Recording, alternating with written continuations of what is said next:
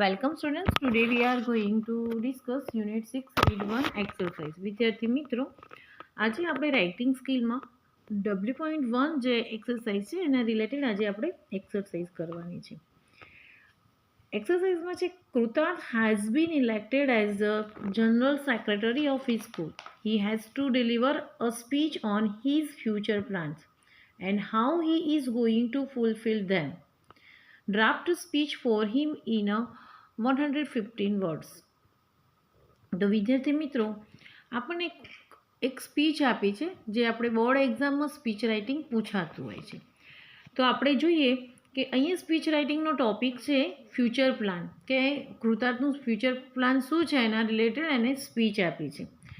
તો આજના વિડીયોમાં આપણે સ્પીચ રાઇટિંગ કેવી રીતે કરી શકાય એ આપણે ધ્યાનમાં રાખીને ડિસ્કસ કરીશું.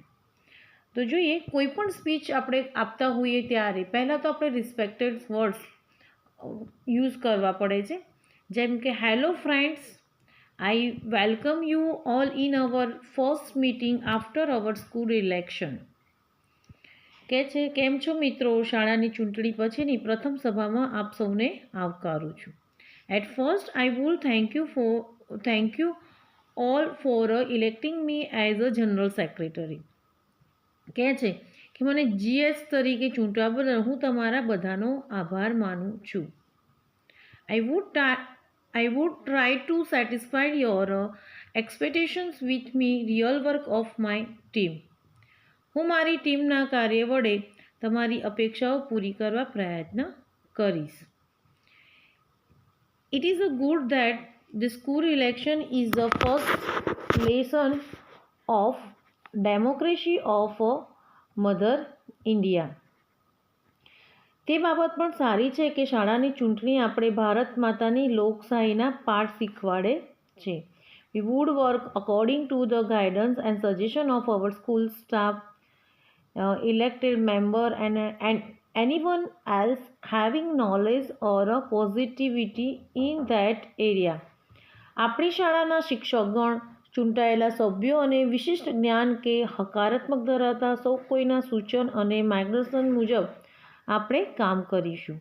We are going to arrange the various programs like celebration of the environment day, કહે છે કે આપણે પર્યાવરણ દિન, the tree plantation, the Independence Day, the Republic Day, the annual day, the prize distribution, etc. અહીં કહે છે કે સ્વાતંત્ર્ય દિન, પ્રજાસત્તાક દિન, વાર્ષિક દિન, ઇનામ વિતરણ દિન વગેરેની ઉજવણી, એવા કાર્યક્રમો આપણે અહીંયા ગોઠવીશું. I hope four kind cooperation from you. હું આશા રાખું છું કે તમારા બધાનો સહકાર મળશે. It is expected from you that many of you will take part in a program actively.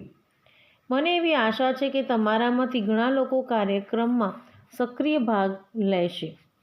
Or some of you will work as a volunteers or support it in any possible way as a audience.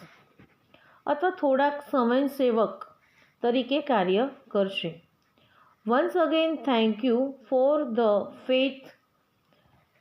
કહે છે જ્યારે બાકીના શ્રોતાગણમાંથી શાંતિ જાળવી સહકાર આપશે, તમે મારામાં વિશ્વાસ બતાવ્યો છે. કહે છે ને કે once again thank you for the faith show in me and hope for your cooperation. Thank you.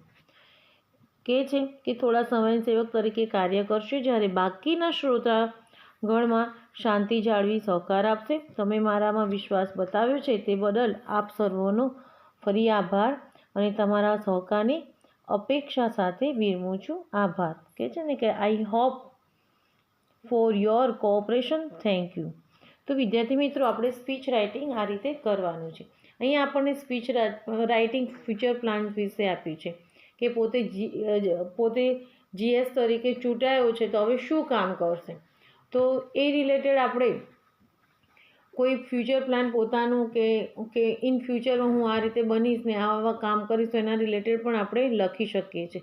તો આ રીતે આપણે પહેલાં રિસ્પેક્ટેડ વર્ડ્સ પછી શું કરવાનું છે, જે આ કંઈ કહે ને કે hello friends, I welcome you all in our first meeting. પછી લાસ્ટમાં છે કે for the face show in me and hope for your cooperation, thank you. તો આ બધા અમુક વર્ડ્સ જે છે એ દરેકે સ્પીચમાં જનરલ હોતા હોય છે. તો આવા થોડાક આપણે જે ફ્રેસીસ જે છે, થોડા સેન્ટેન્સીસ જે છે એ થોડાક આપણે તૈયારી કરી રાખીએ, જેથી કરીને કોઈ પણ એક્ઝામમાં સ્પીચ પૂછાય તો આપણે ઇઝીલી એને લખી શકીએ. તો આ રીતે આપણને એક સ્પીચ પૂછાય છે તો એ રીતે આપણે લખવાની છે નોટબુકમાં અને એને લર્ન પણ કરવાની છે.